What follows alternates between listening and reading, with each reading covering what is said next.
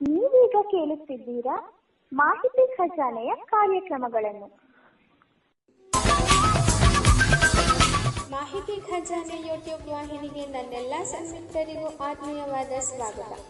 ಇಂದು ನಾವು ಮತ್ತೊಂದು ಉಪಯುಕ್ತ ಮಾಹಿತಿಯೊಂದಿಗೆ ಬಂದಿದ್ದೇವೆ.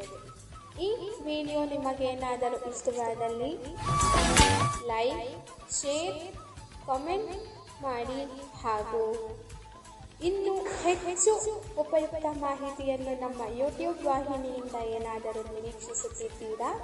ನಿರೀಕ್ಷಿಸಿದಲ್ಲಿ ಬೆಲ್ ಐಕಾನ್ ಅನ್ನು ಕ್ಲಿಕ್ ಮಾಡುವುದರ ಮೂಲಕ ಸಬ್ಸ್ಕ್ರೈಬ್ ಆಗಿ.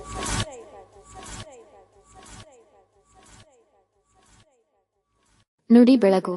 ಕ್ರೋಧವನ್ನು ಗೆಲ್ಲದವನು ಯುದ್ಧ ಗೆದ್ದೇನು ಪ್ರಯೋಜನ. ಅದೊಂದು ಯುದ್ಧ, ರಾಜ ವಿಜಯಸಿಂಹ ಮತ್ತು ಪ್ರತಾಪರುದ್ರರ ನಡುವೆ. ಇಬ್ಬರು ಸಮಾನ ಬಲಶಾಲಿಗಳು. ಯಾರು ಗೆಲ್ಲುತ್ತಿಲ್ಲ, ಸೋಲುತ್ತಿಲ್ಲ. ಹೀಗೆ ಹಲವಾರು ವರ್ಷಗಳ ಕಾಲ ಯುದ್ಧ ಮುಗಿಯಲೇ ಇಲ್ಲ. ಆ ಯುದ್ಧ ಸಮಾಪ್ತಿಯ ದಿನ ಬಂತು. ರಾಜ ವಿಜಯಸಿಂಹ ಕುದುರೆಯ ಮೇಲಿಂದ ಜಾರಿ ಕೆಳಗೆ ಬಿದ್ದು ಬಿಟ್ಟ. ಪ್ರತಾಪರುದ್ರ ಅದನ್ನು ತನ್ನ ಕುದುರೆಯ ಮೇಲೆ ಕುಳಿತೇ ನೋಡಿದ. ಮಿಂಚಿನ ವೇಗದಿಂದ ಅಲ್ಲಿಗೆ ಬಂದ. ಬಿದ್ದಿದ್ದ ವಿಜಯಸಿಂಹನ ಮೇಲೆ ಹಾರಿ ಎದೆಯ ಮೇಲೆ ಕವೆಗಾಲಿನಲ್ಲಿ ಕೂತು ಸೊಂಟದ ಕಟಾರಿಯನ್ನು ತೆಗೆದು ಬಳಪಿಸಿದ. ಇನ್ನೇನು ಆ ಕಟಾರಿಯನ್ನು ವಿಜಯಸಿಂಹನ ಎದೆಗೆ ಚುಚ್ಚಬೇಕು. ಆಗ ಅವಮಾನದಿಂದ ಕನಲಿ ಹೋದ ವಿಜಯಸಿಂಹ ಪ್ರತಾಪರುದ್ರನ ಮುಖದ ಮೇಲೆ ತುಪ್ ಅಂತ ಉಗುಳಿಬಿಟ್ಟ. ಅನಿರೀಕ್ಷಿತ ಇದು ಪ್ರತಾಪರುದ್ರನಿಗೆ. ಏನನ್ನಿಸಿತೋ ಪ್ರತಾಪರುದ್ರ ಕಟಾರಿಯಿಂದ ವೈರಿಯದೆಯನ್ನು ಚುಚ್ಚದೆ ಮರಳಿ ಸೊಂಟಕ್ಕಿಟ್ಟುಕೊಂಡು ಕೂತುಬಿಟ್ಟ. ಅಚ್ಚರಿಯಾಯಿತು ವಿಜಯಸಿಂಹನಿಗೆ.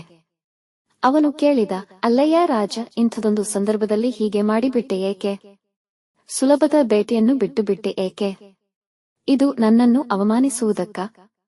ನಿನ್ನ ಪ್ರಾಣಭಿಕ್ಷೆ ನನಗೆ ಬೇಡ, ಕೊಲ್ಲು ನನ್ನನ್ನು.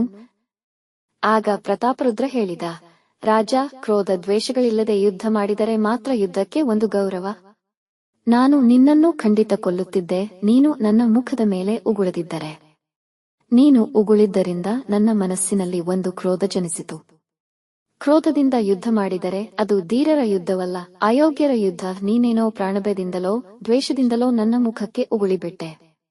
ಆದರೆ ನಾನು ಕ್ರೋಧ ದ್ವೇಷಗಳಿಂದ ಯುದ್ಧ ಮಾಡುವುದಿಲ್ಲವೆಂದು ನನಗೆ ನಾನೇ ವಚನ ಕೊಟ್ಟುಕೊಂಡಿದ್ದೇನೆ. ಕ್ರೋಧವನ್ನು ಗೆಲ್ಲದವನು ಯುದ್ಧ ಗೆದ್ದೇನು ಪ್ರಯೋಜನ. ಆದ್ದರಿಂದ ಈಗ ನಿನ್ನ ಮೇಲೆ, ಅದರಲ್ಲೂ ಪ್ರಾಣಭಯದಿಂದ ಧೀರಶತ್ರುವಿನ ಮುಖಕ್ಕೆ ಉಗುಳುವಂತ ಹತಾಶನ ಮೇಲೆ ನಾನು ಯುದ್ಧ ಮಾಡುವುದಿಲ್ಲ. ನನ್ನ ಕ್ರೋಧ ಶಮನವಾದ ಮೇಲೆ ಬಹುಶಃ ನಾಳೆ ಯುದ್ಧವನ್ನು ಮುಂದುವರಿಸೋಣ. ವಿಜಯಸಿಂಹನಿಗೆ ನಾಚಿಕೆಯಾಯಿತು. ಆ ನಾಳೆ ಯುದ್ಧ ನಡೆಯಲೇ ಇಲ್ಲ. ಅವರಿಬ್ಬರೂ ಗೆಳೆಯರಾದರು. ಈ ಕತೆ ಈಗ ನೆನಪಾದದ್ದು ಏಕೆ ಅಂದರೆ, ನಮ್ಮ ದೇಶದಲ್ಲಿ ಚುನಾವಣೆ ನಡೆಯುತ್ತಿದೆ. ಧೀರರ ಸ್ಪರ್ಧೆಯಾಗಬೇಕಾಗಿದ್ದ ಇದರಲ್ಲಿ ಕ್ರೋಧ ದ್ವೇಷಗಳೇ ವಿಜೃಂಭಿಸುತ್ತಿವೆ.